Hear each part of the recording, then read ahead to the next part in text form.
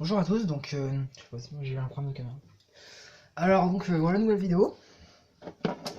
Donc, nouveau déclencheur manuel marque Chubb modèle MCP5A RP01SF A207-01C. Ouais, je sais ça fait très long. Adressable. Norme DMDD. Certifié NF508 SSI DMDD. Voilà donc le logo de Chubb. Tout neuf, j'ai pas la clé. Ouais, ça aurait été trop facile. Que bah, j'ai été obligé de. Bah, c'est marrant, mais en fait, parce qu'à l'arrière, si on retourne, ces deux petites clips là, ces deux petits clips, moi je les suis avec une clé, avec un tournevis plat. Bon, et puis je coulisse le truc, mais c'est pas pratique alors. Bon, que j'ai nettoyé mes fenêtres, mais si en plus ça va faire ma chambre. Donc voilà. Là, on a les compteurs d'adresse, enfin, ce que j'appelle les programmations d'adresse. Donc là, on a les dizaines, x10, les unités, x1. Le bornier, bon, je connais pas les borniers, donc. Là, on voit bien la note. Manufactured by KAC Alarm Company Limited. Donc voilà, il faudrait qu'il parte assez à l'arme. Il est très facile à déclencher celui-là. Ouais. Pourquoi j'aime pas. Je vais montrer, c'est carrément ironique. Attendez. On appuie bien. Très facile à activer. Comparé à mon vieux Legrand qui est une véritable plaie dans le cul à activer. Oui, bah, j'ai une plaie parce que c'est. Déjà pour l'activer, c'est dur. Ouais, toi, dégage, toi. Pris de bestiole. Allez où? C'est dur à activer parce qu'il est très dur. Parce qu'il est dur, parce que en fait, quand j'appuie dessus, il faut que je m'y prenne 2 à 3 fois pour l'activer. Parce qu'il est. Les vieux Legrand comme ça, ils sont très durs. Enfin, les vieux Legrand ATSE, ils sont connus pour ça, ils sont très durs. Ils sont pas vraiment aux normes, alors que normalement, bon, celui-là il est très facile. Moi, j'ai même pas besoin d'appuyer fort. Voilà quoi, ceux qu'avec on peut insérer le bout de plastique là-dedans, on appuie, puis voilà quoi. C'est complètement con comme système, je trouve. J'aime pas trop ceux-là, c'est un peu trop facile. Enfin, ils sont pas pratiques à réinitialiser, enfin à réarmer. Alors qu'avec les vieux KST, on avait juste une vis à défaire. Si t'avais pas la clé, tu pouvais défaire la vis. Pas de problème pour. T'enlèves le capot, tu remets la glace, enfin la vitre ou la membrane. Enfin, tu remets la membrane souple, tu changes la vitre. Voilà. Toc. Donc voilà, pour revenir dessus, donc celui-là il est adressable, comme je vous l'ai dit. Parce que si ça aurait été conventionnel, il n'y aurait pas ça, il y aurait encore moins la LED. Vous voyez tout neuf, j'ai la boîte avec, enfin, j'ai le capot, enfin le boîtier de saillie qui va avec, mais bon, j'ai pas les vis. Encore, il faut que je m'achète une clé. Parce que voilà. J'ai réussi à l'ouvrir. En soulevant les clips en tirant en même temps, c'est très dur. Voilà, donc là on a le truc qui. Il coulisse. Ça coulisse. Voilà, vous voyez, j'ai du plastoc. Après ça, la rime il est foutu. Et en brane, bon, moi j'ai eu le jaune qui commence à se barrer, bon, ça se voit pas, c'est la partie qui se voit pas.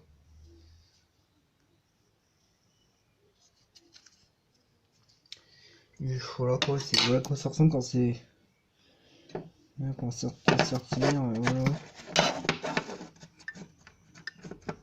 Je vais ouvrir la carotte, c'est passé avec dessus. C'est vraiment énorme, faut dire casse-couille. Donc j'en change parce que c'est fou. On entend bien le switch qui s'enclenche et puis là il se déclenche. Donc en gros quand on met le couvercle quand on met le couvercle la membrane elle est comme ça et quand on appuie dessus elle se relâche. Pour l'armer, bon rien de plus simple. On déclipse le couvercle, on enfonce et puis voilà. Deuxième appareil, un détecteur de chaleur enfin, thermique, mécanique, enfin thermique Edwards. Donc celui-là est très spécial parce que voilà quoi, il détecte une life safety device, donc voilà, ça ne protège pas ce dispositif ne protège pas la vie des gens. Donc là c'est un modèle canadien. Inside out, voilà. Bastille de câblage de surface. Bon, celui-là il est très dur à. Pour ce qui est le démonter, faut mettre un tournevis là-dedans et le tourner en même temps, c'est juste galère, c'est très galère à faire. Donc j'ai mis un. J'ai dû mettre de bonnes heures avoir de bonnes heures avant de trouver comment ça se mettait parce que voilà quoi, j'arrive vraiment pas. Papa, mais il est vieux, mais bon, c'est un. Je vais pas faire, faut juste mon téléphone.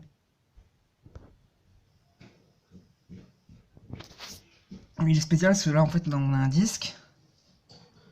Et avec la chaleur, ce disque qui va fondre et ça va.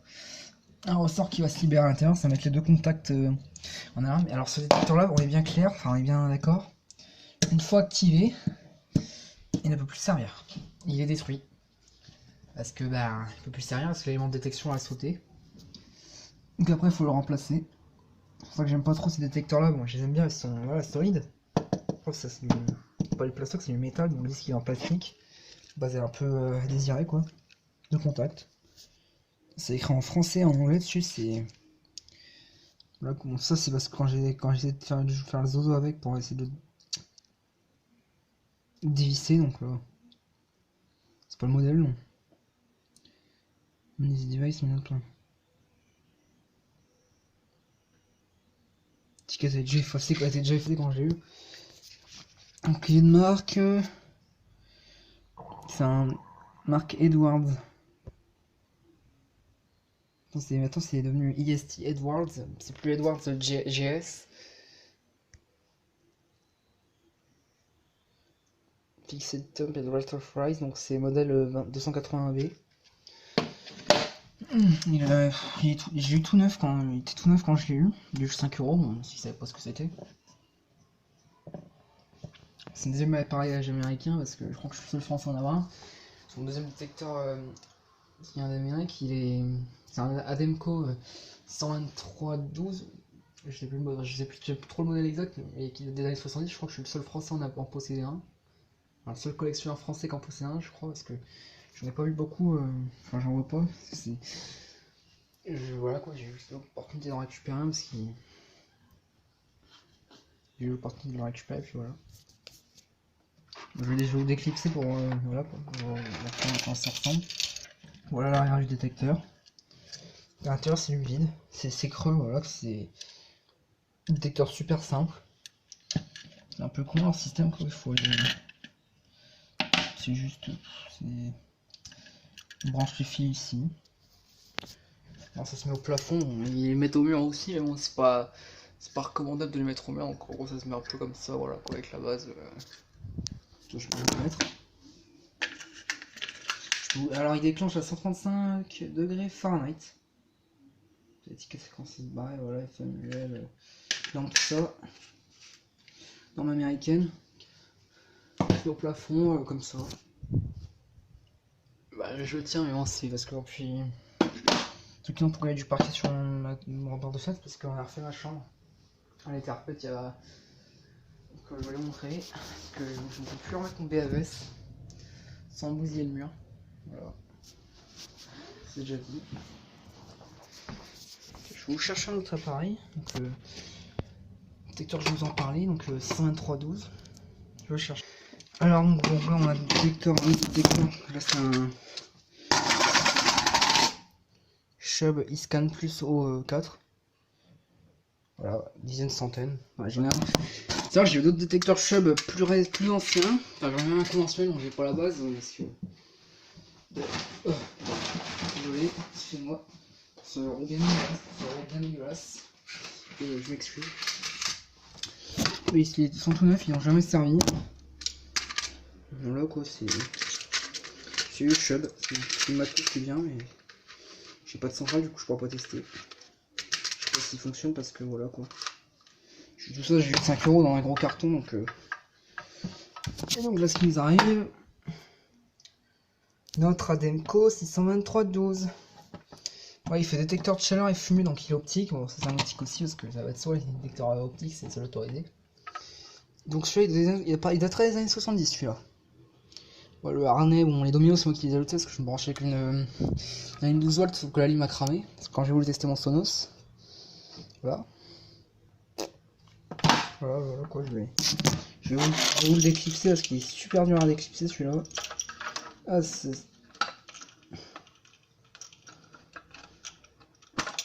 Donc c'est le modèle 12 volts. Oula. On a la platine. Ça fait assez lourd. Voilà, c'est vieille électronique des années 60, vieille électronique. 12-16, donc il accède jusqu'à 16 volts maxi. Alors son maximum c'est 16 volts. Voilà. Ouais, c'est pas quelque chose de grand flagrant, mais bon. Juste qu'il fonctionne très bien pour son âge et voilà, c'est un petit plus un petit gadget qu'autre chose. Enfin, c'est pas un gadget, tu vois pas ça, c'est un indicateur d'action Chubb. Bon, il est pété dans le coin parce qu'il y a un coin qui se soulève. C'est juste. De toute façon, je m'en fous, je vais le câbler avec un e-scan, avec un C-scan pour ma centrale. Donc là, c'est mon Chubb Sonos. Donc Klaxton Sonos PSS 0089. Donc voilà quoi, donc c'est la version française parce qu'il y a une version pour l'Europe et on peut régler le volume. Sur la norme française on n'a pas le droit de régler le volume. C'est pas les jumpers pour le régler en AFNOR parce que bah je sais pas, il était en AFNOR mais j'ai déréglé les jumpers, je voulais tester voir s'il y a des différences sonorités. Ouais, du Sonos tout neuf, pourquoi pas.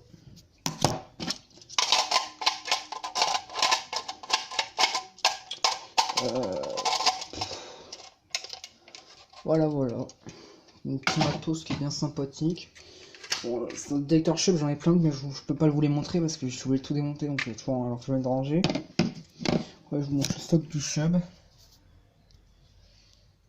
Je dis pas de bêtises, je crois que c'est 2 et 1 et 2, je crois qu'il faut mettre.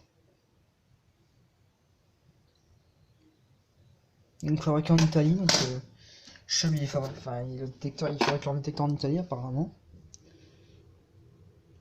Celui-là il est fabriqué aux États-Unis. Le détecteur Edwards serait très bien. Pas courant, c'est pas commode. Alors celui-là, ils disent pas où est-ce qu'ils le fabriquent donc. Alors le Chubb. Non, ouais, ils disent pas non plus. Enfin, le Sonos ils disent pas non plus.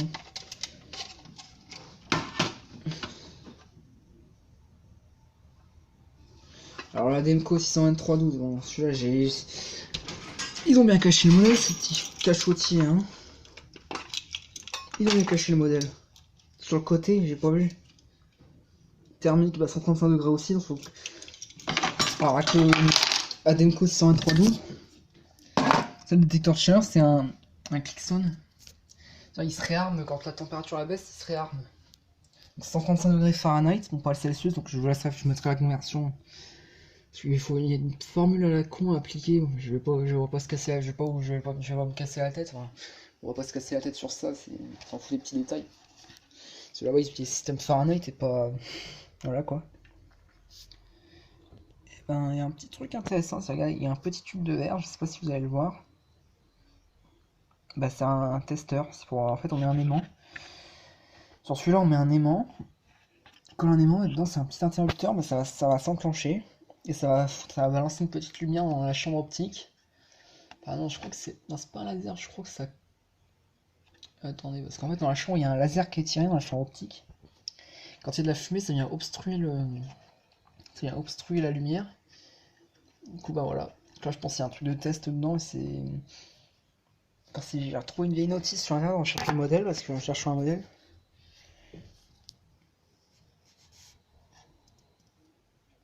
C'est ma ULC aussi je crois celui-là. C'est même pas marqué. Donc voilà, j'ai une collection de... Voilà, qui est pas très mal. C'est pareil, j'ai déjà démarré avec un détecteur... Enfin, avec un déclencheur manuel le grand vieux et tout pourri. Enfin qui est pas vieux mais qui est vieux mais voilà quoi. Vous comprendrez. Qui est très bien.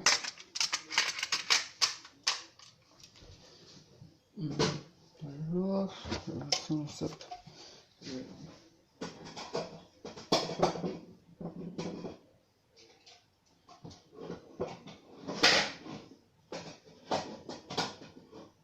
J'ai commencé avec un détecteur, déclencheur manuel, je vous l'avais dit, le déclencheur le grand, avec lequel tout a commencé, bah, voilà quoi, c'est... Pour moi c'était très bien. Pourtant voilà, j'arrive à une collection de BAES impressionnante.